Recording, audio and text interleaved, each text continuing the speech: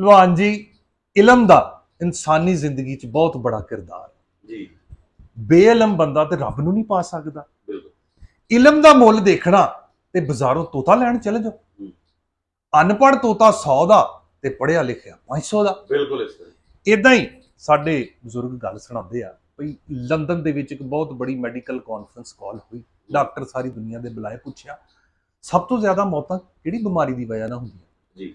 ਕੋਈ ਬੋਲੇ ਕੈਂਸਰ ਨਾਲ, ਕੋਈ ਬੋਲੇ ਤਪਦਿਕ ਨਾਲ, ਕੋਈ ਬੋਲੇ ਹੈਜ਼ੇ ਨਾਲ।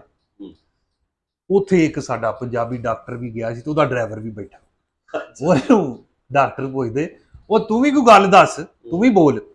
ਉਹ ਕਹਿੰਦਾ ਜੀ ਮੈਂ ਤੇ ਆਪਣੇ ਪਿੰਡ 'ਚ ਜ਼ਿਆਦਾ ਮੌਤਾਂ ਯਾਸੀਨ ਦੀ ਵਜ੍ਹਾ ਨਾਲ ਹੀ ਹੁੰਦੀਆਂ ਦੇਖੀ। ਅੱਛਾ। ਪਰੇਸ਼ਾਨ ਹੋ ਗਏ ਵੀ ਯਾਸੀਨ ਕੌਣ ਆ? ਉਹਨੇ ਕਿਹਾ ਯਾਸੀਨ ਕੌਣ ਆ?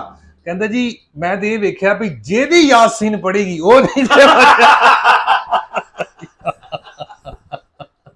ਮਤਲਬ ਇਲਮ ਕਿੰਨਾ ਜ਼ਰੂਰੀ ਆ ਵੀ ਉਹ ਕਾਹਦੇ ਲਈ ਪੜੀ ਸੀ ਯਾਰ।